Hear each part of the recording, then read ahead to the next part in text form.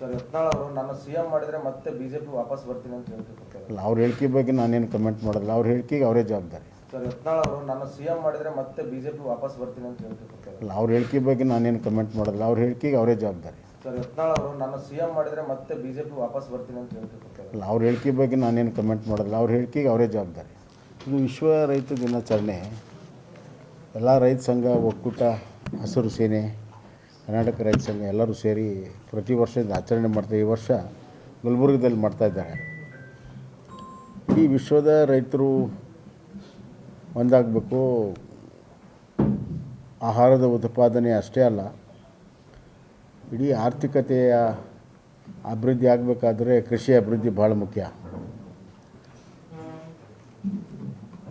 ಯಾವುದೇ ದೇಶದ ಆರ್ಥಿಕತೆ ಅಭಿವೃದ್ಧಿ ಆಗಬೇಕಾದ್ರೆ ಕೃಷಿ ಭಾಳ ಪ್ರಮುಖ ಪಾತ್ರವನ್ನು ವಹಿಸ್ತದೆ. 1% growth in agriculture 1% growth in agriculture will lead to 4% growth in manufacturing and 10% in service ಅಂತ ಆರ್ಥಿಕ ತಜ್ಞರು ಹೇಳ್ತಾರೆ. ಎರಡನೇದಾಗಿ, ಆಹಾರ ಉತ್ಪಾದನೆಯಲ್ಲಿ ಯಾವ ದೇಶ ಸ್ವಾವಲಂಬನೆ ಇರ್ತದೆ ಅದು ಸ್ವಾಭಿಮಾನ ದೇಶ ಆಗ್ತದೆ. ಯಾವ ದೇಶ ಆಹಾರದಲ್ಲಿ ಉತ್ಪಾದನೆಯಲ್ಲಿ ಸ್ವಾವಲಂಬನೆ ಇಲ್ಲ ಅದು ಸ್ವಾಭಿಮಾನಿ ದೇಶ ಆಗಕ್ಕೆ ಸಾಧ್ಯ ಇಲ್ಲ. ಹೀಗಾಗಿ ಕೃಷಿ ಭಾಳ ಮಹತ್ವದಿದೆ. ಇದು ಭಾರತ ದೇಶದ ಅಗ್ರಿಕಲ್ಚರ್ ಬಗ್ಗೆ ಹೇಳಬೇಕಾದ್ರೆ, ನಮಗೆ ಸ್ವತಂತ್ರ ಬಂದಾಗ 33 ಕೋಟಿ ಜನಸಂಖ್ಯೆ ಇತ್ತು.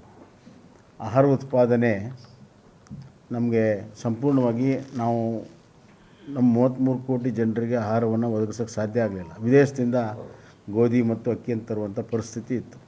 ಈಗ 130 ಕೋಟಿ ಆಗಿದೆ. ಆದರೆ ಆಹಾರ ಕೊಡುವಂಥ ಶಕ್ತಿ ನಮ್ಮ ದೇಶಕ್ಕೆ ಬಂದಿದೆ. ಅದು ಹಸಿರು ಕ್ರಾಂತಿಯಿಂದ ಆಗಿದೆ, ಅದು ನಮ್ಮ ರೈತರಿಂದ ಆಗಿದೆ. ವಿಪರ್ಯಾಸ ಏನು ಅಂತಂದರೆ, ಇಷ್ಟು ದೊಡ್ಡ ಪ್ರಮಾಣದಲ್ಲಿ ಕೃಷಿಯನ್ನು ಬೆಳೆಸಿರುವಂಥ ರೈತ, ಅವನ ಅಭಿವೃದ್ಧಿ ಇವತ್ತು ಕಾಣ್ತಾ ಇಲ್ಲ. ಹೀಗಾಗಿ ಹೊಸದಾಗಿ ರೈತ ಕೇಂದ್ರಿತವಾಗಿರುವಂಥ ಕೃಷಿಯ ಯೋಜನೆಗಳು ಮತ್ತು ಕೃಷಿಯ ಪಾಲಿಸಿಗಳು, ಅಗ್ರಿಕಲ್ಚರ್ ಪಾಲಿಸಿ ಫಾರ್ಮರ್ ಸೆಂಟ್ರಿಕ್ ಆಗಬೇಕು ಅಂತ, ರೈತ ಕೇಂದ್ರಿತವಾಗಿರುವಂಥ ಹೀಗೆ ಹಲವಾರು ವಿಚಾರಗಳು. ಮತ್ತು WTO ಬಂತು, ಅದರ ಪರಿಣಾಮ ನಮ್ಮ ದೇಶದಲ್ಲಿ ಆಹಾರ ಬೆಳೆಯುವಂತಾಗಿದೆ. ಆಮೇಲೆ ವಿಶೇಷವಾಗಿ ಆಯಿಲ್ ಸೀಡ್ಸ್ ಮತ್ತು ಬೇಳೆಯಲ್ಲಿ ನಾವಿನ್ನ ಸ್ವಾವಲಂಬನೆ ಆಗಬೇಕು. ಈ ಭಾಗದಲ್ಲಿ ದೊಡ್ಡ ಪ್ರಮಾಣದಲ್ಲಿ ನಾವು ತೊಗರೆ ಬೆಳಿತೇವೆ.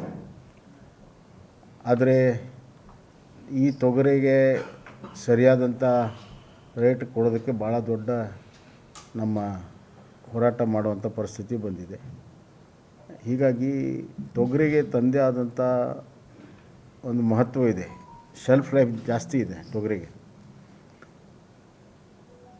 ತೊಗರೆ ಸಲುವಾಗಿ ಒಂದು ಸ್ಪೆಷಲ್ಲಾಗಿ ಒಂದು ಕೆಲವು ನಿರ್ಣಯಗಳನ್ನು ಮಾಡಬೇಕು. ತೊಗರೆಯ ಬೆಳೆಗಾರನ ಉಳಿಸೋ ಸಲುವಾಗಿ, ತೊಗರೆಯನ್ನು ಉಳಿಸೋ ಸಲುವಾಗಿ, ವಿದೇಶದ ತೊಗರಿಯ ಜೊತೆಗೆ ಪೈಪೋಟಿ ಏನಿದೆ ಅದನ್ನು ನಿಯಂತ್ರಣ ಮಾಡೋ ಸಲುವಾಗಿ ಮಾಡಬೇಕಾಗ್ತದೆ. ಈ ಥರ ಹಲವಾರು ವಿಚಾರಗಳು ಚರ್ಚೆಗೆ ಬರ್ತವೆ. ಬಂದಂಥ ಸಂದರ್ಭದಲ್ಲಿ ಅವರೆಲ್ಲ ರೈತರು ಸೇರಿ ಕೆಲವು ನಿರ್ಣಯಗಳನ್ನು ಮಾಡ್ತಾರೆ, ಹೋರಾಟವನ್ನು ಮಾಡ್ತಾರೆ. ಹಿರಿಯ ರೈತ ಹೋರಾಟಗಾರರು ಅಲ್ಲಿದ್ದಾರೆ. ಅವರು ನನಗೆ ಆಹ್ವಾನವನ್ನು ಕೊಟ್ಟರು, ನೀವೇ ಬರಬೇಕು ಅಂತ. ರೈತರು ಇಂದ ಆಹ್ವಾನ ಬಂದಿದ್ದರಿಂದ ಮತ್ತು ಕಲಬುರಗಿಯಲ್ಲಿದ್ದರಿಂದ ನಾನು ಇವತ್ತು ಬಂದಿದ್ದೇನೆ, ಭಾಗವಹಿಸೋದಕ್ಕೆ ಬಂದಿದ್ದೇನೆ. ನಿರ್ಭೀತ, ನಿಷ್ಪಕ್ಷಪಾತ, ವಿಶ್ವಾಸಾರ್ಹ ಸುದ್ದಿಗಳಿಗೆ ಮತ್ತೊಂದು ಹೆಸರಾಗಿರುವಂತ ನ್ಯೂಸ್ 18 ಕನ್ನಡ ಈಗ ಆಪ್ನಲ್ಲೂ ಲಭ್ಯವಿದೆ. ದಯವಿಟ್ಟು ಇಲ್ಲಿರುವ QR ಕೋಡ್ ಅನ್ನ ಸ್ಕ್ಯಾನ್ ಮಾಡಿಕೊಂಡು ಆಪ್ ಅನ್ನ ಡೌನ್ಲೋಡ್ ಮಾಡೋದಕ್ಕೆ ಮರಿಬೇಡಿ. ನಿಮ್ಮ ಬೆಂಬಲ ಹೀಗೆ ಸದಾ ನಮ್ಮೊಂದಿಗಿರಲಿ. ಧನ್ಯವಾದ.